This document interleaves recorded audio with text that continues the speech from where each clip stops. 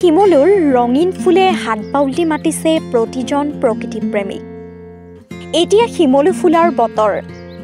ৰাজ্যৰ চৌদিশে এতিয়া সমাহাৰ ঘটিছে শিমলুৰ ৰঙীন ৰঙৰ। শিমলু ফুলৰ ৰঙা আৱৰণত প্ৰকৃতিৰ সৌন্দৰ্য এতিয়া নান্দনিক হৈ পৰিছে। প্ৰকৃতিৰ এই নান্দনিক দৃশ্যই এতিয়া মোহিত কৰিছে সকলোকে। প্ৰতিজোপা শিমলু যেন এতিয়া হৈ পৰিছে ভৰ যৌৱনা। ৰঙীন এই প্ৰাণচঞ্চলা পৰিৱেশে হাত বাউলি মাতিছে প্ৰতিগৰাকী প্ৰকৃতিপ্ৰেমীক। আনন্দত আত্মহাৰা হৈ কোনোৱে যদি গুণগুণাইছে গান, আন কোনোৱে আকৌ বুটলিছে তলসৰা ফুল।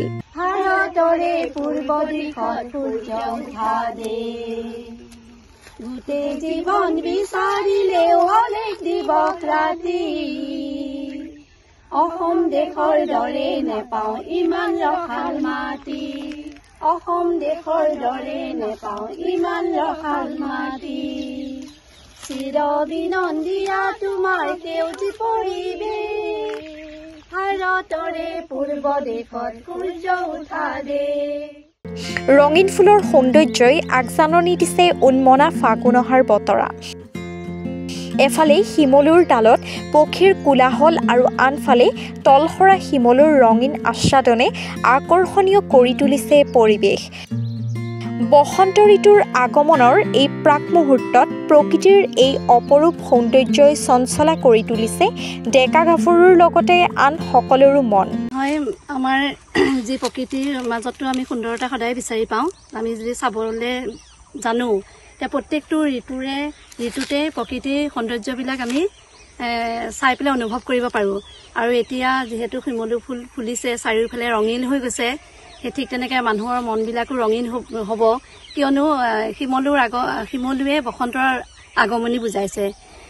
লগতে ইয়াত যিবিলাক চৰাই চিৰিকটিৰ মাত, সকলোখিনি আমি এই প্ৰকৃতিৰ মাজতে পাইছোঁ। গতিকে এই চাৰিওফালে ফুলি থকা শিমলু গছবিলাকৰ ফুলবিলাক চাই আমি খুব আনন্দ অনুভৱ কৰিছোঁ। লগতে চৰাই কোলাহলো আমি শুনিবলৈ পাইছোঁ। গতিকে আজিকালিতো দেখা গৈছে প্ৰায় গছ গছনি কাটি পেলাই মানুহে ধ্বংস কৰি পেলাইছে। গতিকে এই সৌন্দৰ্যসমূহ চাবৰ কাৰণে, প্ৰত্যেকটো ঋতুৰ সৌন্দৰ্যবিলাক চাবৰ কাৰণে এইসমূহ যদি আমি সংৰক্ষণ কৰিব পাৰোঁ, তেতিয়াহ'লে আমি সদায় এই সুন্দৰ পৰিৱেশ আমি পাই থাকিম, এই নান্দনিক দৃশ্য দেখিয়ে থাকিম। আৰু এই পলাশৰ ৰঙে যেনেধৰণে আমাৰ মনবিলাক ৰঙীন কৰিছে, সকলোৰে মনবিলাক ৰঙীন কৰক, সেই আশা।